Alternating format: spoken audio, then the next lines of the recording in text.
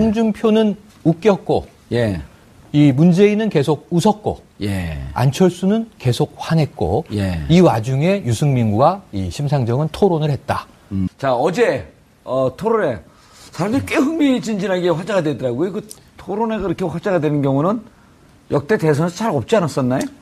지난 대선의 그 대선 후보들 토론 평균 시청률이 아마 한 5%에서 6%쯤 나왔던 걸로 기억이 되는데, 이번 같은 경우는 지금 1, 2부로 나눠서 약 2시간 30분 가량 진행됐는데, 예. 11%의 시청률이 나왔다는 거 아니겠습니까? 그래서 그 동시간대에 방송됐던 JTBC의 썰전이 그 바람에 시청률이 떨어지는 그런 손해를 봤다는 정도, 봤다고 할 정도로 이제 국민들의 관심을 끌어모았다. 화제를 만들었다. 이런 썰전은 평가. 그 정도 시청률 딱 맞아요. 그동안 거품이 있었죠. 그렇습니까? 네. 예. 어쨌든 그 첫 번째 토론이었고 앞으로 5번의 토론이 남아 있는데 치열한 공방이 펼쳐지고 다소 거친 입담이 등장하면서 유권자 시청자들의 관심을 끌기엔 충분했다. 이런 평가가 나오고 있습니다. 어제 토론이 녹화 아니 편집은 안 됐죠. 오전에 아주 국회 일부 편집이 됐었고 오전에 그 촬영을 한 뒤에 밤 10시부터 12시 반까지 녹화 방송이 진행됐죠. 예. 네네. 그런데 이제 오전에 녹화를 하고 그 정보가 일부 미리 다 새나갔죠. 스포일링 되면서 그렇습니다. 미리 새나가면서 검색 순위에 이제 심상정 후보가 계속 올라와 있었어요. 그러니까 정의당 분들은 승자는 심상정밖에 없다. 그런 얘기가 또 돌고. 저도 어제 그 프로그램을 봤는데요. 예. 일단, 두 명. 일단 TV라고 하는 그 어떤 특성을 감안할 때 누가 가장 어제 토론의 1등 공신이었냐 한다면 저는 홍준표 한국당 후보를 뽑겠습니다. 네. 근데 누가 가장 토론을 잘했냐의 문제로 질문한다 그러면 좀 다를 수 있겠죠. 네. 자, 그럼 설렁탕으로 비유하면 고기도 있어야 되고 밥도 있어야 되고 파도 있어야 되고 물론 국물은 있고요. 여기에 이제 마지막에 소금도 좀 쳐야 되는데 그렇죠. 홍준표 지사가 소금하고 가까우니까 소금 역할을 했다. 글쎄요. 홍준표 지사는 세탁기 역할 아니었나요? 하여튼 뭐. 아니 근데 세탁기가 흥행 요소가 될 수는 없잖아요. 어제 세탁기는 흥행 요소인 건 분명해 보입니다. 네. 예. 못 보신 분들 계실 거예요. 왜 세탁기 논쟁이 나왔죠? 세탁기 논쟁이 나온 게 그러니까 이제 이 국가를 세탁하겠다 이렇게 홍준표 후보가 주장을 한 겁니다.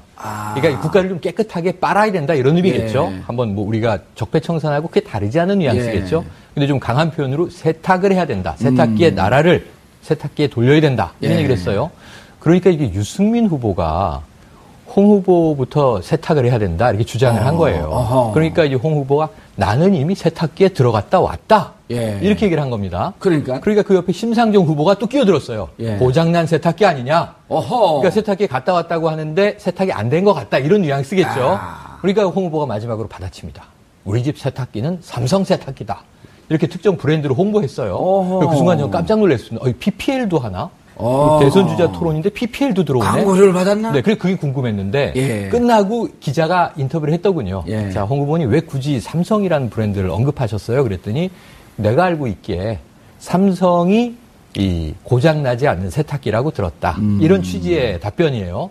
그러니까 이걸로써 어제 이게 저 위증 아닌가? 이게 국회 청문회라고 한다면. 그렇죠. 집에서 실제 삼성 세탁기 쓰는 게 아니라 삼성 세탁기가 고장이 안 난다는 얘기를 머리에 각인돼 있었겠죠. 그래서 굳이 삼성을 언급했는데 사실 삼성 이재용 부회장 지금 구속돼 있고 재판받고 있고 또 이 삼성 이재용 부회장 사면해줄 거냐 말 거냐 어제 좀 나온 얘기입니다. 네. 사면에 대한 또 이제 논쟁도 있었는데 굳이 삼성을 언급한 것은 뭘까? 뭐 의구심은 여전히 남습니다.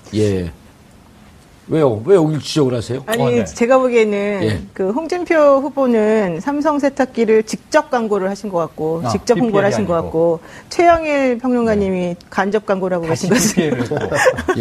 그리고 노영희 변호사가 PPPL을 하고 계시고. 그러면서 계속 삼성을 얘기하고 있네요. 노영희 변호사님은 보셨나요, 프로를? 네, 저도 봤습니다. 재밌었어요. 근데 좀 약간 유치한 것도 많더라고요. 자, 우리가 영상을 한번 좀 보고 갈게요, 그 대목을.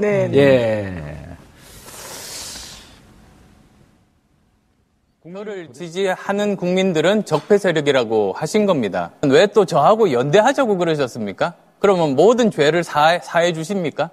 자유한국당 쪽 사람들 또 극우 농객들의 지지는 짝사랑이라 칩시다. 그러나 국민의당에서도 함께할 수 있다고 그렇게 이야기하지 않았습니까? 그 노무현 대통령 뇌물 수수할 때 같이 있으면서 그거 몰랐습니까? 지금 노무현 대통령이 뇌물 받았다고 말씀하신 겁니까? 그렇습니다. 예, 아닙니다. 그리고 그 말씀은 책임지셔야 합니다. 아니, 책임지다니. 이게 중앙수사부에서 발표한 겁니다. 저랑 같이 가장 강력하게 반대했던 분이 갑자기 입장을 바꿔서 제가 굉장히 충격을 받았습니다. 국민의당 경선 끝나고 나서 호남에서 이기시고 그러고 나서 보수표를 얻기 위한 그런 정략 아니겠습니까? 일관되게 올 초부터 저는 주장을 했습니다. 그 이유는 상황이 바뀌었습니다. 많은 국민들이 우리 홍 후보님도 세탁기에 들어가셔야 한다고 생각한다고.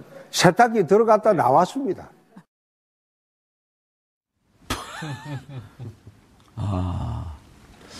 노영희 변호사님. 네. 좀 아까 뭐라 그랬죠? 좀 유치한 것도 있다고. 국민들의 삶은요, 유치한 것부터 아주 고품격인 것까지 다 있기 때문에 다 대변해야 됩니다. 네. 어떻게 생각해요? 뭐가 유치했어요? 아니, 그러니까 발언하지 않으면 하야하셔야 됩니다. 예를 들면 문재인 후보하고 안철수 후보가 적폐 논란 가지고 얘기했었을 때 그걸 너무 1차원적인 수준에서만 얘기들을 계속 하시고 기존에 계속 나왔던 얘기들을 동화 반복하는 수준이었거든요. 그런 거는 사실은 조금 진화된 방식으로 무언가 다른 사람을 설득하는 방식이 필요했을 것 같은데 그러지 못했기 때문에 많이 유치했고 또 심상정 후보 같은 경우 사실은 되게 잘했는데 이제 마지막에 홍준표 의원한테 홍준표 후보한테 얘기한 게 있습니다. 이제 사모님, 그러니까 부인에게 생활비 갖다 준 부분을 이제 콕 찍어서 얘기를 하면서 이제 얘기한 것 같은 경우도 사실은 인신공격을 하는 식으로 좀 비춰졌었던 부분이 있거든요. 근데 이제 그런 것들은 제가 봤을 때는 올바른 토론 문화는 아니라고 생각합니다. 그런데 이제 최영일 평론가님, 방송 진행도 해보시고, 그렇죠. 패널도 해보시고 그런데 이제 저희들도 방송을 많이 나가도 막상 이슈를 근거로 한 주제를 근거로 한 토론에 나가면 자기가 생각하고 준비했던 걸 10분의 1도 못하는 경향이 있잖아요. 그리고 저거는 대선 토론의 첫 번째 토론이기 때문에 겉으로는 웃고 있어도 무척 준비를 해가 또 준비한 내용이 1도 기억이 잘 안 나요. 네, 맞습니다. 그래서 저는 여기에 꼭 한 가지 어제 1차 토론 품평. 왜냐면 좀 각 주자들이 오늘 우리 이 토론을 들었으면 좋겠어요. 2차, 3차, 4차 계속 해야 되니까 개선을 해야 되는데 그러니까 이게 말로 워딩으로 논리를 상대를 이길 수는 없어요. 어차피 다 적이잖아요. 오자구도에서 어제 물고 물리는데 누가 설득이 되겠습니까 저기서. 그러니까 저기 주자들이 설득해야 될 대상은 시청자들이잖아요. 그러니까 자기가 펀치를 얻어맞는 것 같아도 시청자가 난 저 사람에게 호감이 가네? 그럼 이긴 거예요. 말싸움에서 져도. 근데 어제 대부분 말싸움에서 이기려고 하다 보니까 유치한 대목도 연출이 되고 동문서답하는데 뭐 서로 웃고 있고.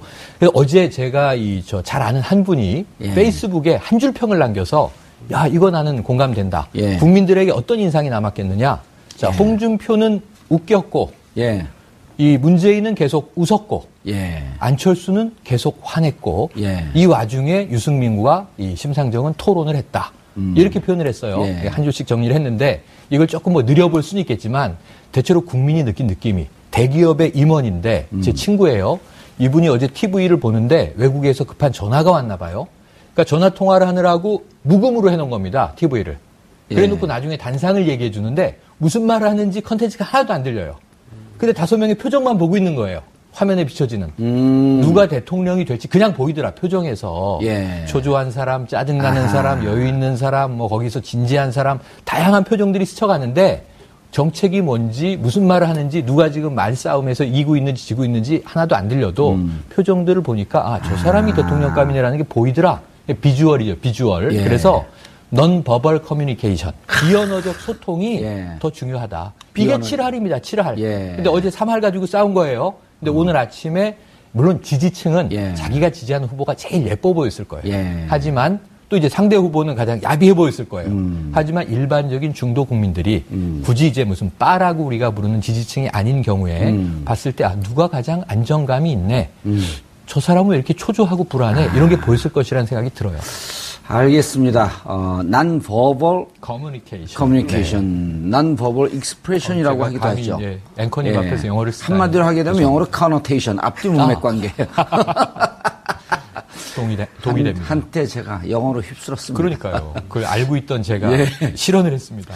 노영희 변호사님, 어제 이제 이게 우리가 뭐 문제 삼을 건 아닌데 어제 이제 SNS에 이런 게 돌아요. 유승민 후보는 교수님. 문재인 후보는 목사님. 신부님. 예, 그 다음에 누구죠? 심상정은 운동권 언니. 운동권. 예, 그 다음에 안철수 후보는 화난 전교 1등. 화난 전교 2등. 화난 전교 2등. 예, 그 다음에 홍준표는 그렇죠. 술 취한 아저씨. 재밌어요, 근데. 그리고 이게 우리 시청자분들, 국민들이 정말 존경스러울 정도로 수준이 올라와 있어갖고. 그렇죠. 자, 그런데 이제 재밌는 거는 한솥밥을 먹던 사람들끼리 난타전이 벌어진 거 아니에요? 그렇죠. 예. 근데 이제 저는 아쉬운 게 정말 국민들이 보고 있는데 진지하기도 하지만 위트도 있고 재미도 있어야 되는데 어제 진행을 누가 봤죠? 저는 그분 성함은 모르는데. 김성준? 김성준이가 어쨌든 김성준 앵커. SBS 8시인데 네. 제가 바쁘다 그러니까 교체가 된 모양입니다. 그 얘기 하시려고 그러신 거예요? 아니, 정말 제가 미국에 막 이렇게 스탠딩 설전할 때도 봤는데 네. 자기들끼리 웃음을 또 만들어내려고 노력을 그렇죠, 해요. 그렇죠. 그래서 그런 정치 문화를 조금 더 부드럽게 가져갈 노력을 누군가 거기서 했으면 네. 그분이 돋보이지 않았을까. 유머와 그분이 홍준표 후보 아닙니까? 그러면? 그분은 좀 이렇게 좀 무섭잖아요. 멈칫멈칫하죠. 저 말에. 무섭다기보단 어제는 살신성인을 했죠. 본인이 아까 말씀하신 대로 설렁탕에 재료는 다 있는데 맛이 안 나니까 소금을 국민들이 밋밋한 소금, 후춧가루, 양념의 역할을 해서 되는 건 다 넣었어요? 아니 본인은 대선 주자이기를 포기하고 홍준표 후보의 경력을 보다 보면요 대학 시절에 개그맨 콘테스트에 나가려고 했다 이런 대목이 실제로 있더라고요. 약간 좀 이경규스러운 그런 이제 위트가 있구나. 약간 좀 철진한 코미디 같은 느낌은 듭니다만. 그런데 이제 막 고춧가루 넣고 후춧가루 넣고 소금 넣고까지 괜찮은데 이걸 넣으면서 말을 해요. 그냥 말침까지 튀겨버려. 그런 설렁탕 먹긴 좀 그렇잖아요. 그렇죠. 네. 침이 들어간다는. 그렇죠. 노영희 변호사 같은 진영끼리 붙었어요. 그런 게 더 사람들 관심이 끌었을 텐데 예를 들어 문재인, 안철수 어쨌든 1, 2등이니까 긴장이 돼 있을 상태일 텐데 유승민, 홍준표 설전. 그건 좀 재밌게 보지 않으셨어요? 사실 저는 문재인, 안철수 두 후보의 설전이 더 재밌었습니다. 그러세요? 네. 그럼 어떤 대목이? 왜냐면 그 두 분이 이렇게 아주 세련된 정치인은 아직 아니구나라는 걸 느꼈고, 특히 이제 문재인 후보는 어제 막 상대방의 이름을 잘못 불렀다고 막 놀림을 당하기도 했고, 그 다음에 또 안철수 후보는 문재인 후보가 뭐라고 하니까 이제 발끈해가지고 화난 모습이 사실 얼굴에 그대로 드러났거든요. 이게 피부 경련이 일어났다고. 난 어제 그 TV를 못 봤고, 인터넷에만 짤방에서 조금씩 봤는데 그 표정을 TV를 사야 되겠다는 생각을 했어요. TV전을 사시려면 큰 거 사셔야 됩니다. 어제 보니까 엄청나게 표정 변화가 너무 약간 정말 제가 보는데도 긴장감이 흐를 정도로 저분이 너무 화가 났구나. 뭐라고 말할지 지금 이렇게 막 머릿속에 생각하고 있구나. 이런 느낌이 딱 들었거든요. 근데 그 두 분이 할 때가 너무 재밌었고 오히려 저는 그 두 분이 사실 뭐 두 분 중에 누가 되더라도 뭐 잘 하시겠지만은 이 사람들은 아직까지 이렇게 때가 덜 묻은 거 아니냐 이런 생각까지 할 정도였어요. 물론 때가 많이 묻었겠죠. 사실 근데 제 입장에서 때가 덜 묻은 거로 봐주세요. 그냥 다른 분들에 비해서는 좀 많이 좀 세련되지 않은 게 오히려 더 풋풋하게 다가왔고. 자, 목욕탕 이론을 한번 가볼까요? 누가 때가 제일 많이 묻었는지부터. 내가 때밀이라면 제일 반가울 것 같은 사람, 때 없는 사람 아니에요. 그렇죠. 때 많으면 힘들거든요. 그렇죠. 때밀이론으로 한번 가볼까요? 좀 지저분하니까 나중에. 자, 김대현 기자님, 이게 저희가 이제. 재밌으라고 하는 게 아니고 아주 최고의 평론가들 아니에요. 그리고 변호사인데 변호사보다 더 뛰어난 평론을 하고 계시고 뭐냐면 우리들의 관점에서도 정책보다는 그분의 애티튜드, 태도, 자세 이런 거에 더 관심이 가거든요. 국민들이 들으면서 뭐 내용이 들어왔을까요? 쟤는 왜 저렇게 화났지? 아니 저분은 왜 저렇게 말을 더듬지? 뭐가 저렇게 긴장되지? 이런 걸 더 보이지 않을까요? 그래서 어느 사회학자는 그렇게 얘기하더라고요. 연설을 해도 말로 전달되는 건 7%밖에 안 된다. 문재인 후보와 안철수 후보 혹은 홍준표 후보와의 설전에서 문 후보는 어제 강력하게 이 전 노무현 대통령을 소환한 효과가 있었어요. 홍준표 후보가 계속 이제 막말을 했던 중에 뇌물 먹고 자살한 대통령 이런 표현 처음부터 써서 어찌 보면 좀 야권 지지층의 경로를 일으킨 바가 있습니다. 그런데 그 사람의 비서실장을 했는데 그 뇌물 받는 거 못 봤어요? 현장에 있지 않았나요? 네, 몰랐어요? 최순실 네. 아니에요? 거의 최순실 아닙니까? 참여정부에 이런 이제 투로 갔는데 이게 굉장히 좀 공분할 일일 수 있거든요. 그런 거는 홍준표 후보가 문재인 후보를 도와줬네요, 그럼? 그럴 수 있습니다. 그런데 저는 거기서 만약에 지금 어제의 안철수 후보의 스탠스에서 그 공격을 받았으면 어제 토론이 진행됐을까 하는 걱정이 들어요. 경직된 상태에서. 그런데 문재인 후보는 시종 미소를 잃지 않고 그 말을 한마디로 그냥 끊거든요. 지금 그 발언 책임지셔야 됩니다. 그래서 책임지셔야 한다. 이게 굉장히 중요한 이제 하나의 워딩이 돼버렸어요. 그러면 시청자가 보기에 저 발언에 진위가 의심스럽네. 저는 거기서 좀 아쉬웠던 게 뭐냐면 중수부에서 분명히 얼마를 받았다고 발표했습니다. 이렇게 홍 후보가 얘기를 하거든요. 아니 그럼 검찰은 홍 후보가 이 고 성한종 회장의 뇌물을 받았다고 발표했습니다. 그래서 기소한 거잖아요. 근데 법원에서 무죄가 난 거죠. 근데 법원에서 무죄가 났으니까 본인은 나는 세탁기에 들어갔다 왔다 이게 하는 거 아닙니까 지금? 근데 검찰에서는 아직 대법 세탁기는 안 갔잖아요. 그렇죠. 그러니까 대법은 남아 있고 이제 그런 상황인데 그거는 또 이제 유승민 후보가 공격을 하죠. 대법이 남아 있다는 얘기는.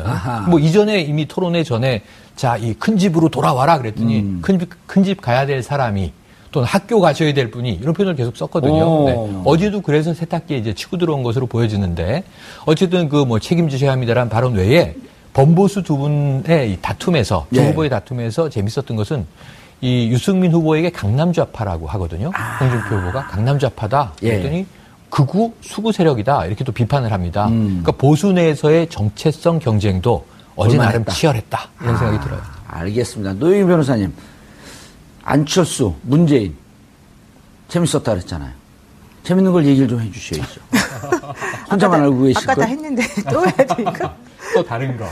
아니 사실 문재인 후보 같은 경우에는 사람이 참 착하신 분인 것 같아요. 저는 그분 아까 때가 묻지 않았다. 이제 착하신 분이다. 그러니까 그분을 제가 잘 모르지만 우리가 꼭 그렇게 착한 사람이 대통령이 되는 걸 사람들이 원하는지 안 하는지는 모르겠지만 일단은.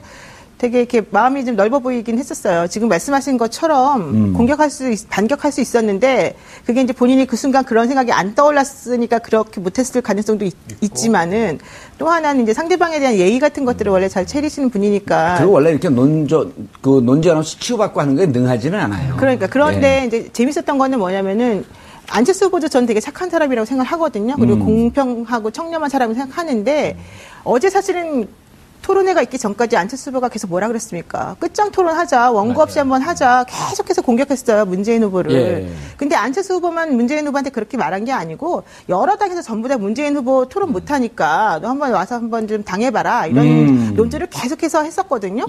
문재인 후보가 거기에 대해서 그렇게까지 적극적으로 반응은 안 하다가 어제 했는데 의외로 생각보다는 훨씬 잘했고 또 홍준표 후보 같은 경우에는 문재인 후보가 말한 것에 대해서 제대로 반격을 못했단 말이에요. 그리고 되게 당황해하는 모습 많이 보였었고 북한에 간다든가 그런 대목이 있었죠. 이 홍준표 후보는 자 문재인 후보하고 토론하면 내가 10분 만에 제압한다 이런 소리 했는데 그게 재밌었죠. 10분 만에 제압이 안 되더군요. 1분 만에 제압됐다라고 하는 평이 인터넷에 많죠. 그렇죠. 제가 마무리하면 안 될까요? 네. 저한테 하세요. 두 분 관계 없는 모르는 분들의 두 분. 맞아요. 아니요, 잘 알아요. 근데 그래요? 어쨌든 아니 오늘 진행을 바꾸고 거기서 진행하고 이제 제가 끼어들까요? 아니 근데 어쨌든 간에 이제 그런 얘기가 있었었는데 결과적으로 어제의 승리자는 논리적이고 정책에 있어서 가장 준비가 잘 됐고 순발력 있고 훌륭했다고 평가되는 사람은 사실 유승민 후보가 제일 평가 잘 받았고 심상정 후보 같은 경우는 사실은 상당히 그 색깔이 분명하게 본인이 어떤 식으로 이걸 추구할 것인지에 대해서 사람들에게 선명성을 드러내면서 일관된 정책을 펼쳐줬다 이런 얘기가 있었거든요. 그리고 이제 홍준표 후보야 뭐 워낙 그 본인의 캐릭터들을 갖기 때문에 특별히 얘기할 건 없는데 저는 그래서 문재인 후보하고 안철수 후보가 그 약간 정치 프로라고 불리우기는 좀 모자란 그 두 분들이 하는 서로 간에 티격태격하면서 뭔가 좀 해보려고 하는 그런 모습들이 오히려 우리나라의 그 정치, 그러니까 구정치가 이제 새 정치로 바뀌는 과정에서 새롭게 나타나는 그런 어떤 모습이 아닐까. 그래서 우리가 양쪽 후보들을 전부 다 뭐 나쁘다 좋다 이렇게 말할 게 아니고 저는 그래서 이런 프레임도 상당히 재밌었다. 이런 생각을 좀 정말 했었습니다. 알겠습니다. 어제 이제 사실 안철수 후보가 가장 주안점을 뒀던 것은 적폐에 대한 프레임을 문재인 후보에게 더 씌우는 것이었을 거예요. 근데 그게 통했나요? 통하지 않았죠. 통하지 않은 이유는 차후에 일단 말씀을 드리고 왜 이게 중요하냐면 문재인 후보 진영에서는 이 적폐 프레임에서 이제 손을 빼려고 합니다. 왜 빼려고 하냐? 적폐가 과거에 탄핵 정국이라든가 박근혜 전 대통령이 구속되기 전까지는 대상이 명확했어요. 예. 구여권이었고 집권 세력이었는데 대통령이 탄핵되고 구속되면서 그게 사실 약간 옅어지는 측면이 없잖아 생겼습니다. 적폐 세력은 실질적으로 이제 감옥으로 좀 들어가 있는 듯한.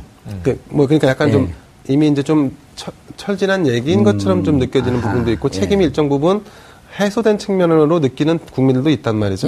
근데 문재인 후보 진영에서 어떤 그 우를 범했냐 하면 안철수 후보와 같이 연대하는 세력들을 다 적폐로 치부하고 그래서 그것이 하나의 적폐 연대라고 해서 일종의 펜스를 치고 편을 가른 거죠. 그렇게 되니까 결과적으로 어떤 현상이 나타났냐면 적폐를 그러니까 척결하겠다고 하는 세력이 소수가 됐고 적폐 세력이 더 커진 거예요. 아하. 대선 구도에서 전혀 의도하지 않게 저쪽 진영이 훨씬 더 커진 거죠. 그러니까 이거는 어떤 그 구도의 싸움에서 스스로 자충수를 둔 격이 됐거든요. 그래서 이제 이걸 빼냈는데 근데 안철수 후보는 이제 이 부분을 다시 더 씌우고 싶었던 거죠. 그래서 이제 자기 진영이 커지는. 그래서 이제 그 어제 TV 토론 와중에 홍준표 그다음에 유승민 후보도 있으니까 그분들을 다 거론하면서 그럼 우리가 다 적폐냐? 그럼 당신만 옳고 우린 다 틀렸냐? 이런 식으로 이분법 논리로 가려고 했는데 근데 안철수 후보가 이 기회를 놓쳤습니다. 왜냐하면 언어 전달력이나 집요함과 논리적인 어떤 발언이 좀 떨어졌다는 뭐 이런 평가가 있고 메시지 전달력이 조금 부족했다. 그렇죠. 메시지 전달력이 부족했죠. 그리고 그런 부분들이 결국 아까 말씀하신 대로 논쟁과 같은 어떤 싸움이 아니라 시청자들을 상대로 해서 설득할 수 있는 논리로 갔어야 되는데 그런 부분에 대한 미스테이크가 좀 있지 않았나 싶습니다. 근데 저는 약간 그 부분에서 조금 조심해야 될 것 같아요. 지금 김대영 기자님은 지금 문재인 후보 측에서 그 적폐 프레임을 이제 잘못하는 바람에 안철수 후보를 지지하는 다른 사람들 전부 다 적폐 세력으로 만들어버렸다라고 이제 전제를 그렇게 말씀을 사실 하셨는데. 적폐 세력으로 만든 게 아니라 그걸 적폐 연대로 치부하다 보니까 상대적으로 적폐를 지금 해소하겠다라고 하는 세력이 더 소수로 느껴지는 거죠. 그러니까 그 부분, 바로 그 지점이요. 그러니까 적폐 연대로 치부하다 보니까 이제 그 부분이 사실은 조금 그 문재인 후보 측에서 계속해서 좀 주장하고 있는 부분이에요. 뭐냐면은 그 안철수 후보가 나를 지지하면 그럼 전부 다 적폐냐? 너는 왜 그렇게 말을 하냐? 이런 식으로 계속 얘기를 하고 있는 거잖아요. 그렇죠. 그러니까 문재인 후보의 얘기는 그게 아니잖아요. 왜 아니냐? 안철수를 원래 지지하던 사람들은 적폐가 아니에요. 지금 새롭게 안철수 후보를 지지하려고 몰려드는 사람들이 적폐라는 얘기예요. 그 설명을 했나요, 문재인 후보? 못했죠. 아니, 어제는 제대로 못했어요, 근데. 어제 뭐라고 했냐면. 잠깐만요. 노영희 변호사님 말씀 듣고. 어제 말씀하신 거는 뭐 누구누구 이제 특정해서 거론해서 뭐 이런 분들을 말하는 거다라고 얘기는 살짝 했지만. 그 김진태, 윤상현 이 두 분을 거론을 했죠. 그렇죠. 이름은 알지만 극우 논객. 조갑재 대표를 지칭하는. 근데 그런 논리가 이제 이렇게 딱 1차원적으로 얘기를 딱 해버리게 되면 우리가 해석하는 사람이고 평론하는 사람인데 이렇게 해석을 해버리게 되면 이제 약간 오해가 생길 수가 있어서 저는 근데 하여튼 그 문재인 후보 측에서도 당연히 안철수 후보하고 계속해서 같은 밥을 먹던 식구들인데 지금 약간 갈려진 거잖아요, 말하자면. 그러니까 지지하는 지지층들이 조금씩 성격이 다른 부분은 있지만 지금 문재인 후보가 얘기하고 싶었던 부분은 너를 지지하는 모든 사람이 적폐라고 내가 얘기하고 있는 게 아닌데 너는 왜 나보고 자꾸 그런 식으로 몰고 가느냐 이 얘기를 하고 싶었던 거예요. 야, 노영희 변호사를 그 후보로 앉혀야 되는데. 저는 민정수석을 시켜달라니까요. 와, 욕심이 있으셨군요. 그게 아니라 저는 우병우 이 전 수석이 빠져나가고 검찰이 꼼짝 못하는 걸 보고서 나는 우리나라에서 최고가 민정수석이다 이걸 깨달았다. 혼자 살아남으시려고 그러시는 거군요. 민정수석이요. 민정수석이 우리나라에 많습니다. 아니 많은데 독보적이니까. 초중 고등학교에서 수석을 차지하는 민정이라는 학생은 다 민정수석이에요. 약간 썰렁하게. 왜냐면 노영희 변호사님이 민정수석 시켜달라는 걸 제가 물타기 해야 되거든요. 안 그러면 방송에서 혼납니까? 이렇게 그럼 이름을 노민정으로 개명하셔야 돼요. 그리고 수석하시면 되겠네요. 알겠습니다. 최영일. 근데 수석은 괜찮아요? 최일등으로 이름을 개명하시죠. 제가 제일 잘한 게 2등인가 그래요. 이 수석은 못 해봤어요. 그래요. 저는 고등학교 내내 수석을 했는데. 부럽습니다. 제가 좀 더 말씀드릴까요?